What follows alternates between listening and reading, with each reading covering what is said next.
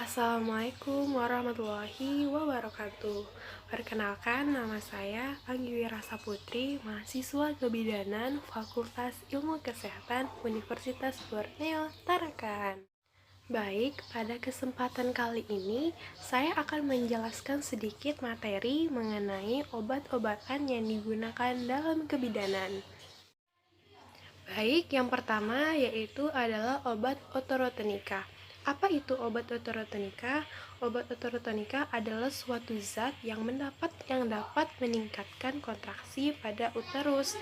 Nah, ototonika ini juga banyak digunakan untuk induksi penguatan persalinan serta penanganan perdarahan pada postpartum. Adapun macam-macam pada obat ototonika yaitu alkaloid ergot, di mana alkaloid ergot ini mampu mempengaruhi otot uterus untuk berkontraksi serta menstimulus otot-otot polos terutama dari pembuluh perifer dan pada rahim. Setelah itu ada yang namanya oksitosin. Apa itu oksitosin? Nah, di mana oksitosin ini kontraksi pada uterus, yaitu pada kehamilan aterem yang terjadi lewat kerja langsung pada otot polos maupun peningkatan produksi pada prostaglandin. Setelah itu kontraksi pembuluh darah umbilikus serta kontraksi sel-sel myopitel atau refleksi ejeksi pada ASI. Setelah itu ada yang namanya prostaglandin, di mana prostaglandin ini dapat menghambat sekresi asam lambung dan menaikkan proteksi mukosa pada lambung.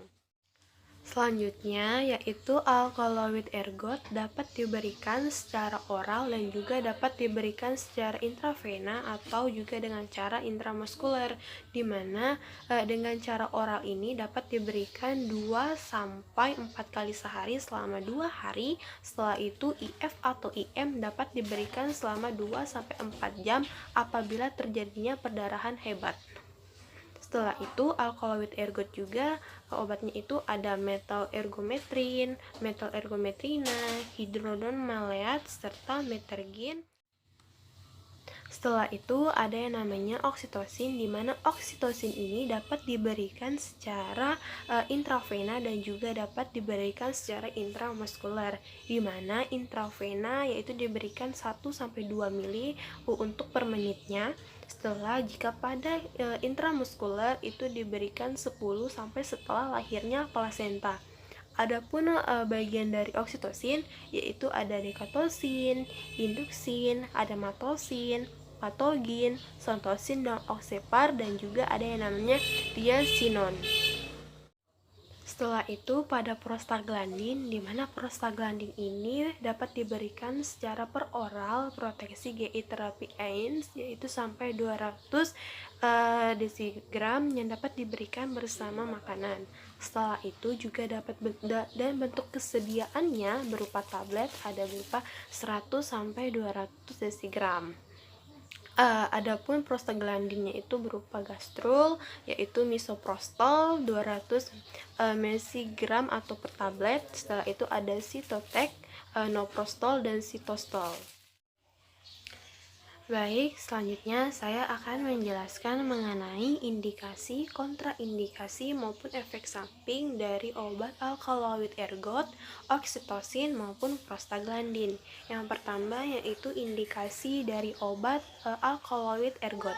Yang pertama yaitu induksi partus aterem, lalu mampu mengontrol perdarahan, setelah itu mampu menginduksi abortus teropetik.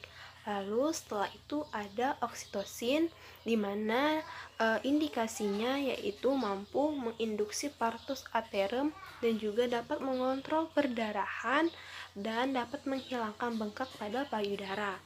Lalu setelah itu pada prostaglandin dapat menginduksi partus aterem dan mengontrol perdarahan dan anatomi uteri pada PP. Lalu setelah itu kontraindikasi pada prostaglandin maupun oksitosin dan juga pada alkaloid ergot. Yang pertama yaitu kontraindikasi pada alkaloid ergot, yaitu pada penyakit jantung, pada eklamsia, hipertensi, maupun fungsi paru, hati, ginjal itu menurun. Lalu setelah itu pada oksitosin, di mana kontraindikasinya itu letak bayi tidak normal. Lalu pada prematurutus, setelah itu distres janin dan juga kontraksi uterus hipertonik. Lalu setelah itu pada prostaglandin, kontraindikasinya yaitu resiko abortus dan juga kondisi mata glaukoma dan juga pada proteksi GI. Lalu adapun efek samping dari alkaloid ergot, oksitosin maupun pada prostaglandin, yaitu pertama pada alkaloid ergot efek sampingnya itu dapat merasakan mual, muntah maupun diare dan juga gejala keracunan kronik. Setelah itu pada oksitosin efek sampingnya yaitu uterus imatur, kurang peka terhadap oksitosin, lalu juga dapat merangsang frekuensi kontraksi dan juga dapat mengalami penurunan tekanan pada sistolik, warna kulit menjadi warna merah, aliran darah ke ekstremitas menurun. Setelah itu efeknya juga dapat menurun jika estrogen ini menurun. Lalu juga pada prostaglandin efek sampingnya yaitu dapat menyebabkan diare dan juga gangguan ginekologi atau dapat terjadinya perdarahan. Dan penjelasan yang kedua yaitu mengenai obat anti perdarahan. Apa sih obat anti perdarahan itu? Yaitu adalah obat yang digunakan untuk menghentikan perdarahan. Adapun nama lain dari obat anti perdarahan yaitu disebut dengan hemostatik, di mana hemostatik ini merupakan proses penghentian perdarahan pada pembuluh darah yang mengalami cedera. Lalu selanjutnya saya akan menjelaskan bagian-bagian dari obat anti perdarahan. Yang pertama yaitu ada vitamin K, ada asam aminokaproat, dan juga ada asam traneksamat, dan juga ada metilergom etrin.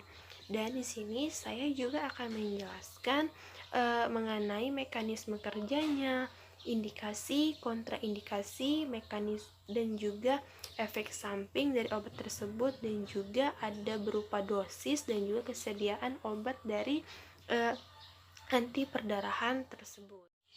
Baik, di sini saya akan menjelaskan mekanisme kerja dari obat vitamin K. Apa sih mekanisme kerja dari obat vitamin K? Yaitu vitamin K ini mampu merangsang pembentukan faktor dari pembuluh darah terlebih dahulu. Lalu setelah itu indikasinya dapat digunakan untuk mencegah atau mengatasi perdarahan akibat defisiensi vitamin K. Lalu juga ada kontraindikasi dari vitamin K yaitu hipersensitivitas terhadap penyusun vitamin K. Lalu ada juga nih efek samping dari obat vitamin K yaitu pemberian fluokoinon secara intravena yang terlalu cepat dapat menyebabkan kemerahan pada muka, berkeringat, sianosis, dan juga dapat menyebabkan kematian loh. Lalu setelah itu ada pun dosis dari vitamin K. Yang pertama yaitu pencegahan perdarahan pada bayi baru lahir yaitu 0,5 mg yaitu dilakukan secara intramuskuler 1-6 jam setelah bayi ini lahir. Setelah itu bayi baru lahir perdarahan 1 mg dapat diberikan secara intramuskuler dan juga secara subkutan. Adapun sediaan obatnya yang pertama yaitu Vitadipin yaitu dapat diberikan 2 mg per mililiter. Setelah itu juga Vitka Infan. Baik, selanjutnya saya akan menjelaskan obat asam aminokaproat. Yang pertama yaitu mekanismenya di mana asam aminokaproat ini merupakan penghambat bersaing dari aktivator plasminogen dan penghambat plasmin. Apa sih plasmin ini? Nah, plasmin ini mampu berperan untuk menghancurkan fibrin. Nah, dan juga faktor dari pembekuan darah lainnya. Lalu setelah itu adapun indikasi dari asam aminokaproat yaitu adalah perdarahan fibrinosis yang berlebihan, lalu setelah itu hematuria.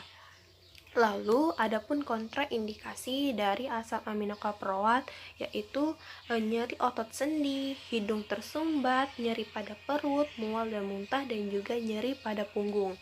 Ada juga nih efek samping dari asam aminokaproat. Yang pertama, hidung terasa sumbat dan eritema konjungtiva dan pruritus. Lalu selanjutnya yaitu dosis dan juga kesediaan obat dari asam aminokaproat.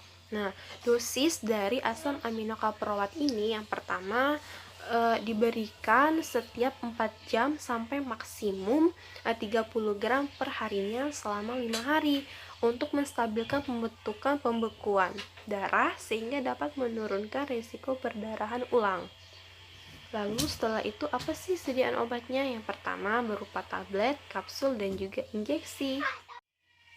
Lalu selanjutnya yaitu mekanisme dari asam traneksamat. Nah, yang pertama mekanisme dari asam traneksamat ini mampu menghambat aktivitas dari aktivator plasminogen dan plasmin dan juga dapat meningkatkan faktor koagulasi. Lalu setelah itu dapat meningkatkan agregasi pada platelet. Nah, lalu selanjutnya ada nih indikasi dari asam traneksamat ini. Yang pertama yaitu perdarahan pada kehamilan dan juga dapat mengurangi perdarahan selama dan post op. Lalu setelah itu kontraindikasinya pertama gangguan ginjal. Lalu setelah itu gangguan pada tromboemboli. Ada juga nih efek samping dari asam traneksamat ini. Yang pertama yaitu gangguan penglihatan dan juga gangguan pada GI. Lalu selanjutnya ada juga dosis dan kesediaan obat dari asam traneksamat. Yang pertama yaitu Clanex kapsul 200 mg, dosisnya lazim secara oral yaitu untuk dewasa yang diberikan 3-4 kali sehari atau 1-2 kapsul. Lalu setelah itu Clanex tablet 500 mg, dosisnya ini lazim yang diberikan secara oral untuk orang dewasa yang diberikan 3-4 kali dalam sehari yaitu 1 tablet. Lalu ada Clanex 50 mg yang diberikan secara injeksi sehari 1-2 ampul yang berisi 5-10 ml yang disuntikan secara intravena ataupun intramuskuler yang dibagi dalam 1-2 dosis. Lalu yang diberikan pada waktu atau setelah operasi bila diperlukan dapat diberikan sampai 2 atau 10 ampul yang berisi 10-50 ml dengan infus intravena. Lalu setelah itu ada Calmex yang isinya 100 mg yang diberikan secara injeksi yaitu 2,5-5 ml per hari yang disuntikan secara intravena atau intramuskuler yang dibagi dalam 1-2 dosis. Lalu ada juga nih sediaan obat dari asam traneksamat yaitu pertama asam traneksamat dan yang kedua asam Nex-Clonex dan yang kedua yaitu Ronex, Tramix, dan Traxid yang dapat diberikan secara injeksi yaitu yang berisi 100 mg atau secara IM dan yang berisi 10 ml dan dimana dapat berupa tablet yang berisi 500 mg.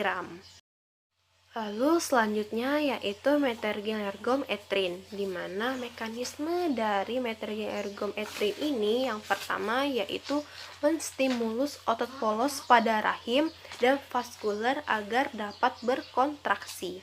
Lalu setelah itu ada juga nih indikasi dari metergilergometrin ini. Yang pertama perdarahan PP akibat subinovilisio uterus dan juga dapat mengontrol perdarahan pasca persalinan. Lalu setelah itu kontraindikasinya yang pertama hipertensi, eklamsia, dan juga liver. Ada juga nih efek samping dari metergilergometrin